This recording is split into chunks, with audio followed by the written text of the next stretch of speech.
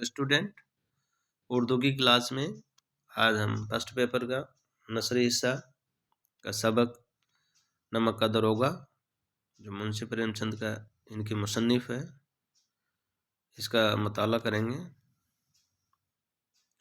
जब नमक का महकमा कायम हुआ और उस खुदा दाद नामत से फ़ायदा उठाने की आम मुमानात कर दी गई, तो लोग दरवाज़ा सदर बंद पाकर रोज़नो शगाफ की फिक्र करने लगे। चारों तरफ खयानत तो गबन का बाजार गर्म था।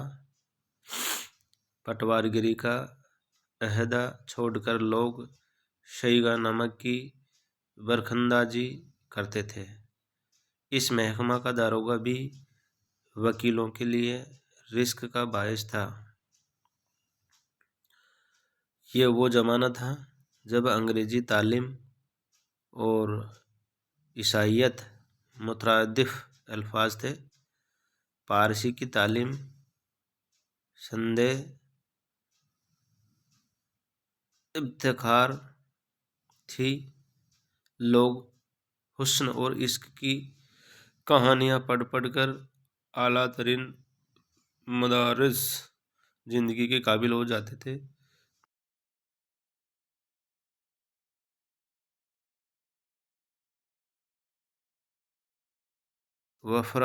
मजनू व फरहाद के किस्सा गम को दरियाफ्त अमेरिका या जंगे नील से ज़्यादा अजीम तर वाक़या ख्याल करते हुए रोज़गार की तलाश में निकले। इनके बाप एक जहां दीदा बुजुर्ग थे। समझाने लगे, बेटा, घर की हालत जार देख रहे हो, कर्जे से गर्दनें दबी हुई है। लड़कियां हैं वो गंगा जमुना की तरफ बढ़ती चली जाती है। मैं कगारे का दरख्त हूँ, न मालूम कब गिर पड़ूँ।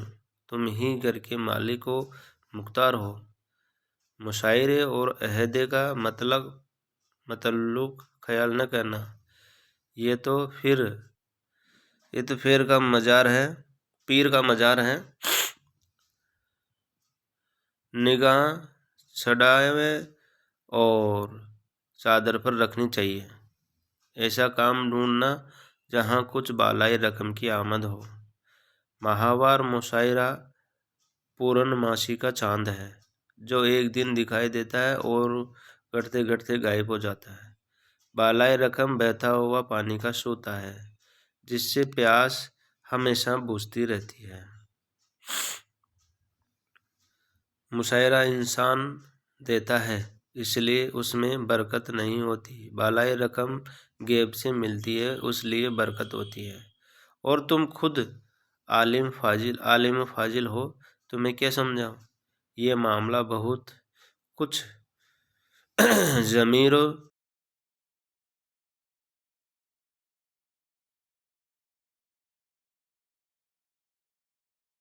इंसान को देखो और उसकी ज़रूरत को देखो। मौका देखो और खूब गौर से काम लो। गरजमंद के साथ हमेशा बेरहमी और रुखी कर सकते हो, लेकिन बेगरज से मामला करना मुश्किल है। इन बातों को गिरवा बांध लो। मेरी सारी जिंदगी की कमाई में ये सब। बुजुर्गाना नसीहतों के बाद कुछ दुआएं या कलमात की बारी आई। बंशीधर ने एक शावदत मंद लड़की की तरह ये सब बातें बड़ी तवज्जो से सुनी और घर से चल खड़े हुए। इस वसे दुनिया में जहाँ अपना इस्तक़लाल, अपना रफ़ीक, अपनी हिम्मत, अपना मददगार, अपनी कोशिश, अपना मुरब्बी है, लेकिन अच्छे शगुन से चले थे। खूबी किस्मत साथ ही सईगा नमक के दरोगा हो गए। मुशायरा माकूल बालाई रकम का कुछ ठिकाना न था। बूढ़े मुंशी जी ने खत लिखा हुआ पाया तो भाग भाग हो गए। पड़ोसियों को हसद हुआ और महाजनों की सख्त गिरी माहिल व नरमी हो गई। जाड़े के दिन थे, रात का वक्त। नमक के बरखंदाज और चौकीदार शराब खाने के दरबान बने हुए थे। मुंशी बंशीधर को एक यहाँ आए 6 महीने से ज़्यादा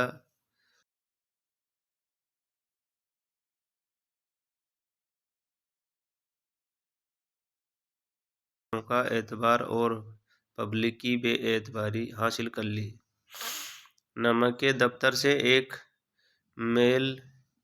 मील पूर्व की जानिब जमुना नदी बहती थी और उस पर कश्तियों की एक गुजरगाह बनी हुई थी। दारोगा साहब कमरा बंद किए मीठी सोते थे। यकायक आँख खुली तो नदी के मीठे शाने राग के बजाय गाड़ियों का शोरगुल और मल्लाहों की बुलंद आवाज़ें कान में आई तो उठ बैठे। इतनी रात गए गाड़ियाँ क्यों दरिया के पार जाती है? अगर कुछ दगा नहीं है तो इस पर्दाए तारीख की ज़रूरत क्यों? सुबह को इस्तिकलाल ने तक़वियत दी, वर्दी पहनी, तमंचा जेब में रखा और आन की आन में घोड़ा दबाए हुए दरिया के किनारे आ पहुँचे। देखा तो गाड़ियों की एक लंबी कतार पुल से उतर रही है। हाकिमाना अंदाज से बोले, किसकी गाड़ियाँ हैं? थोड़ी देर तक सन्नाटा रहा। आदमियों में कुछ सरगोशियाँ हुई। तब अगले गाड़ी बान ने जवाब दिया, पंडित अलौफीदीन की। कौन पंडित अलौफीदीन? दातागंज के। अलौफीदीन इस इलाके के सबसे बड़े ताजिर और जमींदार थे। लाखों की हंडियाँ चलती थी। मोहल्ले का कारोबार अलग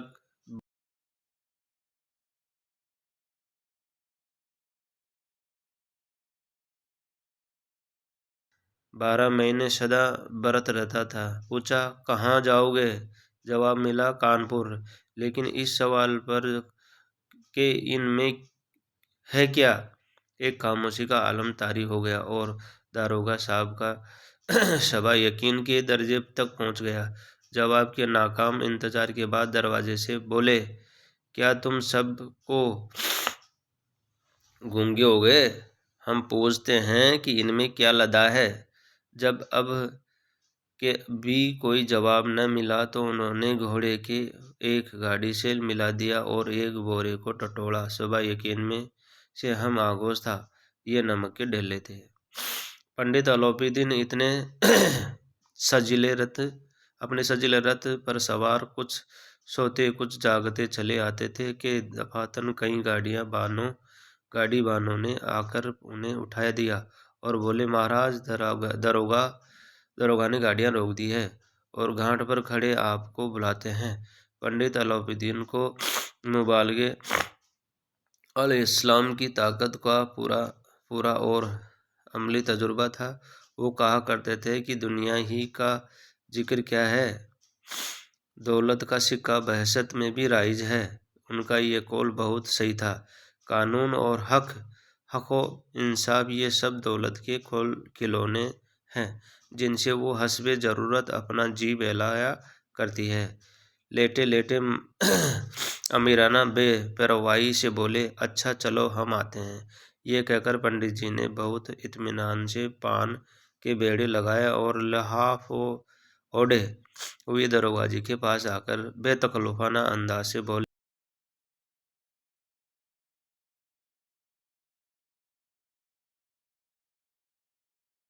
हम ब्राह्मणों पर तो आपकी नज़र अनायत रहनी ही चाहिए। बंशीधर ने अलौफीदीन को पहचाना। बेएतनाई से बोले, सरकारी हुक्म। अलोपीदीन ने हंसकर कहा, हम सरकारी हुक्म को नहीं मानते और न सरकार को। हमारी सरकार तो आप ही है और हमारा और आपका तो घर का मामला है। कभी आप से बाहर हो सकते हैं। आपने नाहक तकलीफ की। ये हो ही नहीं सकता है कि इधर जाएं और इस घाट के देवता को भेंट न चढ़ाए। मैं खुद आपकी खिदमत में हाजिर होता। बंशीधर पर दौलत की इन शीरी जबानों का कुछ असर न हुआ। दयानत दारी का ताजा जोश था। कड़क कर बोले, हम उन नमक हरामों में नहीं जो कौड़ियों पर अपना ईमान बेच देते हैं। आप इस वक्त हिरासत में हैं। सुबह को आपका बाकायदा चालान होगा। बस मुझे ज़्यादा फुर्सत नहीं है। जमादार बदलू सिंह, तुम इन्हें अपनी हिरासत में ले लो। मैं हुक्म देता हूँ। पंडित अलोपीदीन और उनके हवा खवाओं और गाड़ी बानों में हलचल सी मच गई। ये शायद जिंदगी का पहला मौका था कि पंडित जी की ऐसी नागवार बातों के सुनने का इत्तेफाक हुआ था। बदलू सिंह आगे बढ़ा और फिर रएब से हिम्मत न पड़ी कि उनका हाथ पकड़ सके। अलोपीदीन ने भी फर्ज को दौलत से बेनियाज और ऐसा बेगरज कभी नहीं पाया था। सख्ते में आ गए। ख्याल किया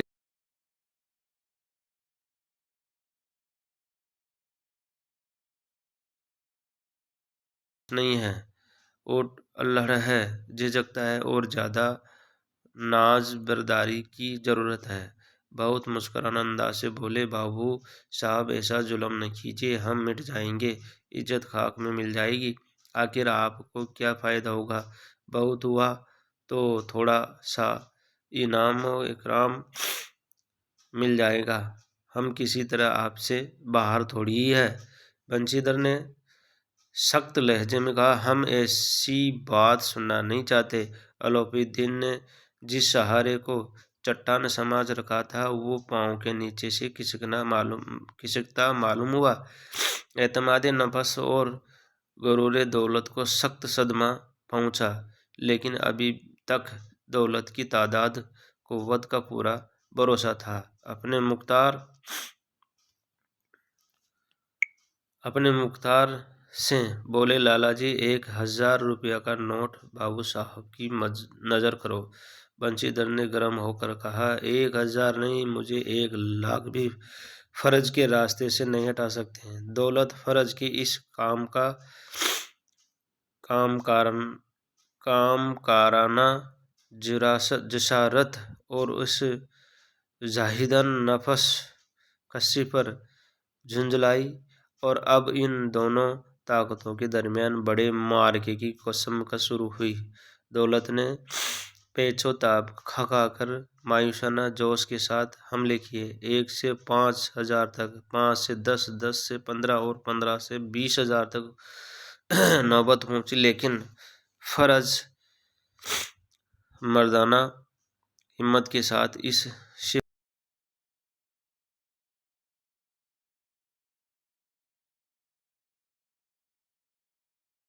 अलोपीदीन मायूसी से बोले, इससे ज़्यादा मेरी हिम्मत नहीं।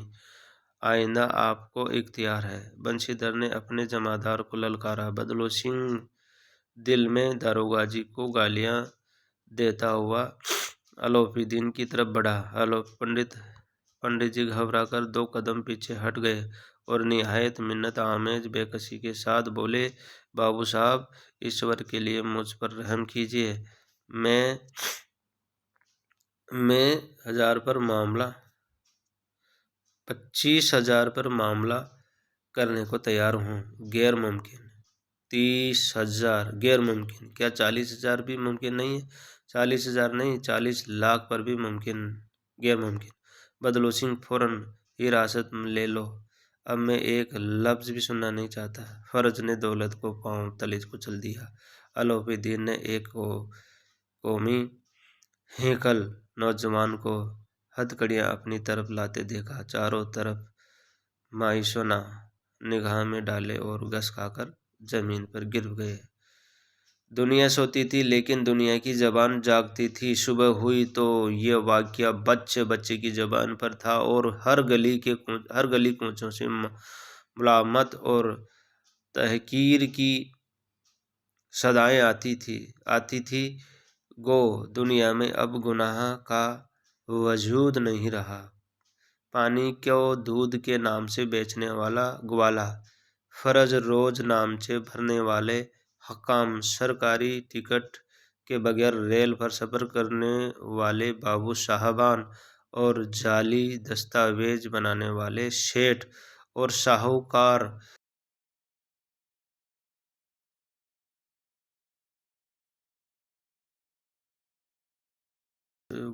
की तरह गरज में हिलाते थे।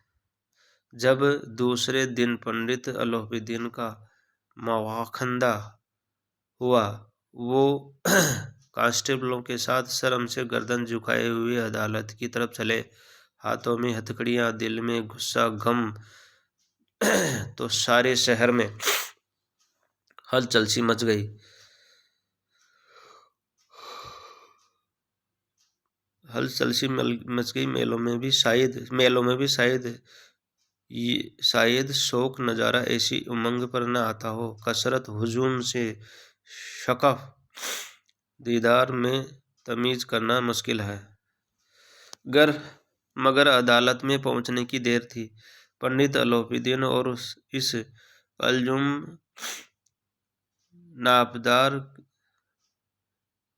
नापीद अकनार के नहंग थे। हक्काम उनके कदरशनास, अमले उनके नायाजमंद, वकील और मुख्तार उनके नाजबरदार, और दिल्ली के चपरासी और चौकीदार तो उनके वरम नाखरीदा गुलाम थे। उन्हें देखते ही चारों तरफ से लोग दौड़े।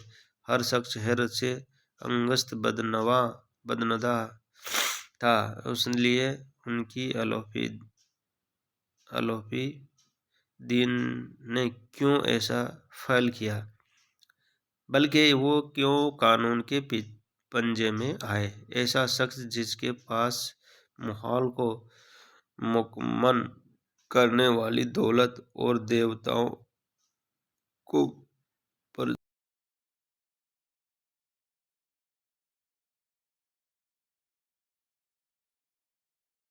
हैरत के बाद हमदर्दी के इजहार होने लगे। फौरन इस के रोकते हैं कि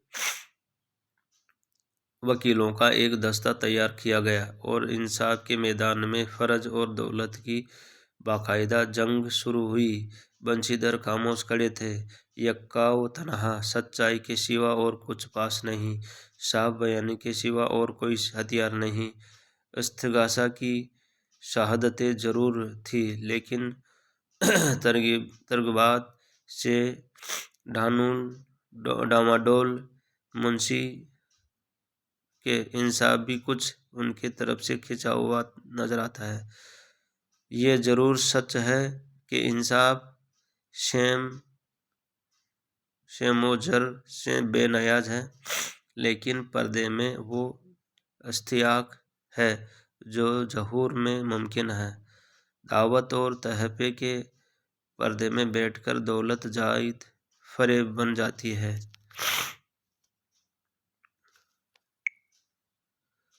वो अदालत का दरबार था, लेकिन उसके अरकानों दौलत का नशा छाया हुआ था। मुकदमा बहुत जल्द फैसल हो गया। डिप्टी मजिस्ट्रेट ने तजवीज़ लिख दी। पंडित अलोपीदीन के खिलाफ शहादत निहायत कमज़ोर महमल है। वो एक साहब सरवत रईस है। गैर मुमकिन है कि वो महज चंद हजार की फ़ायदे के लिए ऐसी कमीनी हरकत कर मरतकब हो सकती है। दारोगा साहब, नमक मुंशीधर पर अगर ज़्यादा संगीन नहीं तो एक अफसोसनाक गलती और खाम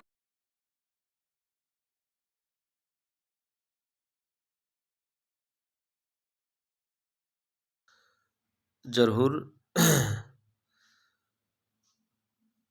आयद होता है। हम खुश हैं कि वो एक फ़र्ज शनास नौजवान है लेकिन सही का नमक की एतदाली से बढ़ी हुई नमक हलाली ने उसके इम्तियाज और इदराक को मगलूब कर दिया। उसे आइंदा होशियार रहना चाहिए। वकीलों ने तजवीज़ सुनी और अच्छल पड़े। पंडित लोपीदीन मुस्कुराते हुए बाहर निकले। हवालों और मवालियों के ने रुपए बरसाए। शकावत और फर्राक हौसलगी का सैलाब आ गया और उसके लहरों ने अदालत की बुनियादें तक हिला दी। जब बंशीधर अदालत से निकले, निगाहें गरूर से लबरेज और तानो तमस्खैर की आवाज़ चारों तरफ से आने लगी। चपरासियों और बरखंदाजों ने झुककर सलाम किए, लेकिन एक एक इशारा उस वक्त उस नशा गौर पर हुआ सर्द काम कर रहा था। शायद मुकदमे में कामयाब होकर वो शख्स इस तरह अकड़ता हुआ चलता है। दुनिया ने इससे पहला सबक दे दिया। इंसाफ, अहल इल्म और पहुँच, खुरपी, खताबात और लंबी दाढ़ियाँ और ढीले ढाले चोगे एक भी हकीकी इज्जत का मुस्तहक नहीं है। लेकिन बंशीधर ने जुर्रत और रसूख से बैर मोल लिया था। उसकी कीमत देनी वाजिब थी। बमुश्किल एक हफ्ता गुजरा हुआ होगा कि मुअत्तमली का परवाना आ पहुंचा।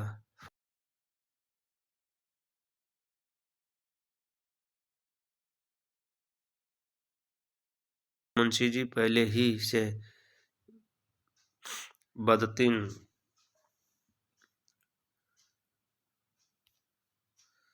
हो रहे थे कि इस लड़के ने एक न सुनी। हम तो कलवार और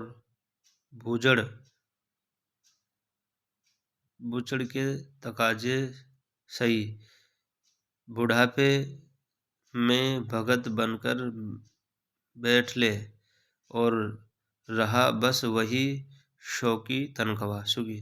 आखिर हमने भी तो नौकरी की है और कोई उम्दा धार नहीं थे, लेकिन जो काम किया दिल खोल कर किया। और आप दयानत धार बनने चले और कोई बनने चले हैं। घर में चाहे अंधेरा है, मस्जिद में जरूर चिराग जलाएंगे हैं। ऐसी समझ पर पढ़ाना लिखाना सब अकारत है। इस हालत में बंशीधर खस्ता मकान पर पहुंचे और बूढ़े मुंशी जी ने रुदाद सुनी तो सर पीट लिया और बोले, जी चाहता है कि अपना और तुम्हारा सर फोड़ लूं। बहुत देर तक खफे अफसोस मिलते रहे। बंशीधर वहां से अगर टल न जाए तो अजब नहीं हो कि ये गुस्सा अमली जरूरत इख्तियार कर लिया। बूढ़ी माँ को भी सदमा हुआ। जगन्नाथ और रामेश्वर की आवाजें खाक में मिल गई। बीवी ने कई दिन तक सीधे मुंह बात भी नहीं की। इस तरह अपने निगाहों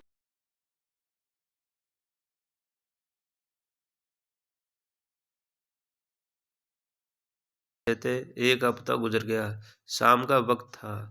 बूढ़े मुंशी जी माला फेर रहे थे कि उनके दरवाजे पर एक सजा हुआ रथ आकर रुका। सब्ज और गुलाबी पर्दे पिछाए नस्ल के बैल, उनके गर्दनों में नीले धागे, सींग पीतल से मंडे हुए। मुंशी जी पिछवाई को दौड़े। देखा तो पंडित लोपीदीन है। झुक कर दंडवत की और मदबराना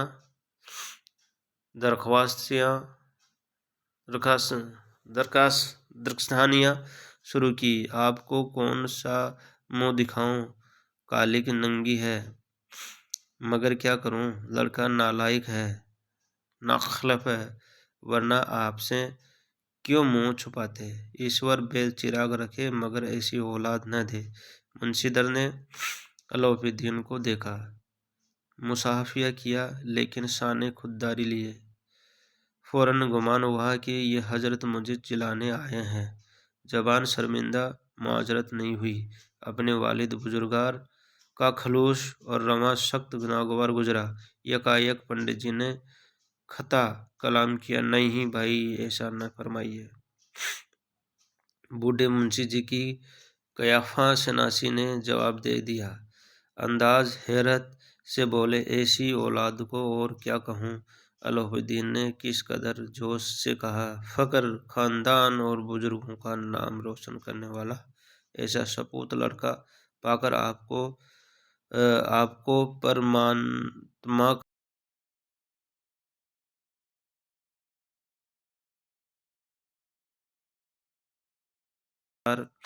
करने को तैयार है। दारोगा जी, इसे जमाना साजी न समझे। जमाना साजी के लिए मुझे यहाँ तक तकलीफ करने की जरूरत न थी। इसी रात को आपने मुझे हुकूमत के जोर पर में लिया था। आज मैं खुद ब खुद आपकी हिरासत में आया हूँ। मैंने हजारों रईस और अमीर देखे हैं, हजारों आली मर्तबा हकाम से साबका पढ़ा है, लेकिन मुझे जहर क्या तो आपने। मैंने सबको अपना और अपनी दौलत का गुलाम बनाने कर छोड़ दिया। मुझे इजाज़त है कि आपसे कुछ सवाल कर दूं। मुंशीदर को इन बातों में कुछ खलूस की बू आई। पंडित जी के चेहरे की तरफ उड़ती हुई मगर तलाश की निगाह से देखा। सदाकत की गाड़ी गाड़ी झलक नजर आई। जरूर गरूर ने नदामत को आवाज़ दी। शर्माते हुए बोले, ये आपकी जर्रा नवाजी है। फरज ने मुझ आपकी शान में बेअदबी करने पर मजबूर कर दिया, वरना मैं तो आपकी खाक पाऊँ। जो आपका अरसाद होगा, पहदे इम्कान की तामील से इनकार न करूँगा।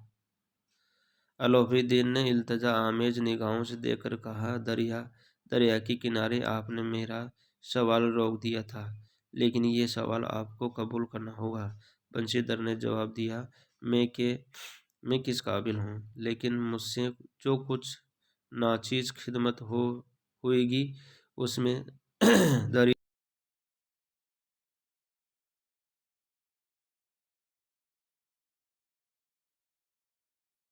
इम, इम, इम्तिखारनामे को मिलाखत फरमाइए और इस पर दस्तखत कीजिए। मैं बरहमन हूँ। जब तक सवाल न पूरा होगा, दरवाजे से हटूंगा न टलूंगा। मुंशी बंशीधर ने मुख्तारनामे को पढ़ा तो शुक्रिया के साथ आंसू आँख में आ गए। पंडित अलाउद्दीन ने उन्हें अपनी तमाम मुल्कियत का मुख्तार आम करार दिया था। 6,000 सालाना तनख्वाह, जब खर्च के लिए रोजाना खर्चा, सवारी के लिए घोड़ा, इख्तियारात गैर ममदूद। कांपती हुई आवाज़ से बोले, पंडित जी, मैं किस ज़बान से आपका शुक्रिया अदा करूँगा कि आपने मुझे इन अनायात बेक़रां के काबिल समझा। लेकिन मैं आपसे सच अर्ज करता हूँ कि मैं इतने आला दर्ज रुतबे के काबिल नहीं। अलाउद्दीन हंसकर बोले, अपने मुंह से अपनी तारीफ न कीजिए। बंशीधर ने मुतय्यन अंदाज से कहा, अब यूँ मैं आपका गुलाम हूँ। आप जैसे नूरानी औसाफ बुजुर्ग की खिदमत करना मेरे लिए फ़ख्र की बात है, लेकिन मुझमें न इल्म है, न तजुर्बा है और न फरासत है जो इन खामियों पर पर्दा डाल सके। ऐसी माजिज़ खिदमत के लिए एक बड़े मामला फ़हम और कारकर्दा मुंशी की ज़रूरत है। अलाउद्दीन ने कलमदान निकाला और बंशीधर के हाथ में देकर बोले, मुझे न इल्म की ज़रूरत है और न फरासत की, न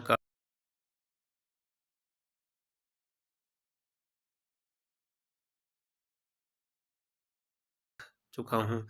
अब हुस्न तकदीर और हस्ने इत्तफाक ने मुझे वो हाँ मोती दे दिया, जिनकी आपकी सामने इल्म और फरासत की चमक कोई चीज़ नहीं है। ये कलम हाजिर है, ज़्यादा तामील न कीजिए, इस पर आहिस्ता से दस्तखत कीजिए। मेरी परमात्मा से यही इल्तिजा है कि आपको सदा वही नदी के किनारे वाला बेमुरवत, सख्त ज़बान, तंद मिजाज लेकिन फर्ज शनास दारोगा बनाए रखे। मुंशी बंसरी की आंखों में आंसू डबडबाए। दिल तंग ज़रफ़ में इतना एहसान न समा सका। पंडित अलोपीदीन की तरफ एक बार फिर अकीदियत और पुरसुस्त की निगाह में पड़े और मुख्तारनामे पर कांपते हुए हाथों से दस्तखत कर दिए। अलोपीदीन फरते मुसर्रत से उछल पड़े और उन्हें गले लगा लिया। शुक्रिया।